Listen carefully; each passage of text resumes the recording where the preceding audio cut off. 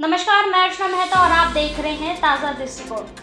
तिरुपति लड्डू प्रसादम मामला आज supreme court पहुंच गया है। सुनवाई के दौरान सुप्रीम कोर्ट ने आंध्र प्रदेश के मुख्यमंत्री एन चंद्रबाबू नायडू को तिरुमला तिरुपति मंदिर में लड्डू की तैयारी के लिए घी में मिलावट के सार्वजनिक रूप से आरोप लगाने पर फटकार लगाई है। कोर्ट ने इस बात पर चिंता जताई है कि जब मामले की जांच चल रही थी तब मुख्यमंत्री ने इस तरह के बयान पब्लिक प्लेटफॉर्म पर दिए हैं। Justice B R. गवई और के.वी. विश्वनाथ की बेंच चल रही जांच के दौरान नायडू की पब्लिक टिप्पणियों पर असहमति जताई।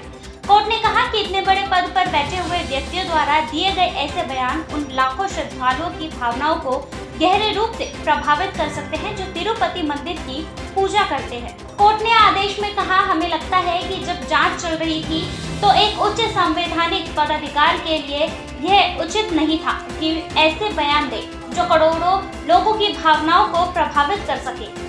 दोनों न्यायाधीशों ने इस मुद्दे की संवेदनशीलता पर जोर दिया और क्योंकि तिरुपति लड्डुओं को प्रसाद के रूप में विश्व भर में भक्तों को वितरित किया जाता है। ये विवाद तब शुरू हुआ जब नायडू ने एक लैब रिपोर्ट के आधार पर दावा किया कि पूर्ववर्ती वाईएसआरसीपी सरकार के शासनकाल के दौरान मंदिर में लड्डुओं की तैयारियों के लिए इस्तेमाल किए गए घी में एनिमल फैट की मिलावट की गई थी।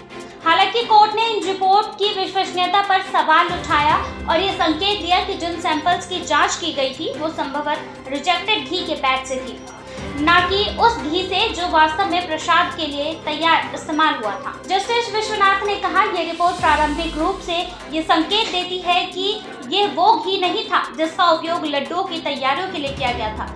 उन्होंने ये भी कहा कि लैब टेस्ट रेगुलर प्रोसेस था जो घी के बैचेस को टेस्ट करने के लिए किया जाता है ताकि खराब घी को रिजेक्टेड किया जा सके। कोर्ट ने ये भी जोड़ा कि इस बात का कोई ठोस प्रमाण नहीं है कि इस घी की वास्तव में धार्मिक प्रसाद बनाने में उपयोग किया गया था। बेंच ने नायडू की आलोचना की कि उन्होंने औपचारिक जांच पूरी तरह होने से पहले संवेदनशील आरोप लगाए। कोर्ट ने कहा कि नायडू ने 18 सितंबर को अपने दावे पब्लिक प्लेटफॉर्म पर किए, जबकि इस मामले की जांच के लिए एसआईटी 25 सितंबर को एफआईआर दर्ज होने के बाद गठित हुई थी।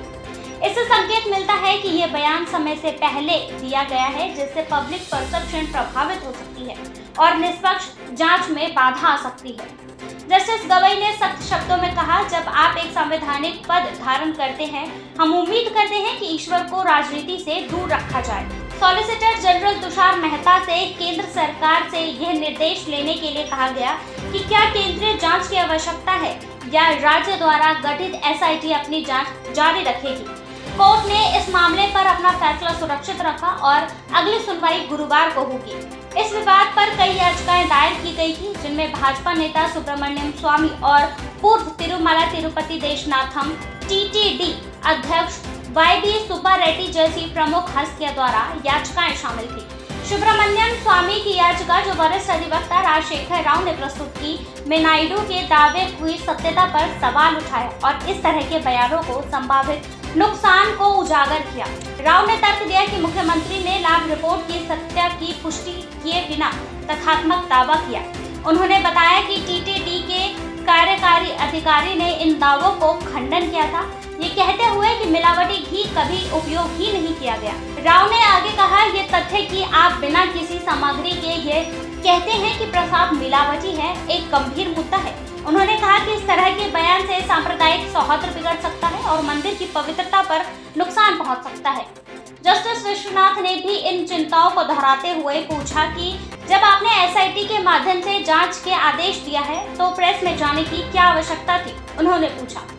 ये विवाद तब शुरू हुआ जब गुजरात की एक लैब रिपोर्ट में संकेत दिया गया कि टीटीडी द्वारा प्रदान किए गए घी के नमूने में विदेशी पदार्थ जिसमें बीफ टेलो, लॉज और मछली का तेल शामिल है की मिलावट थी।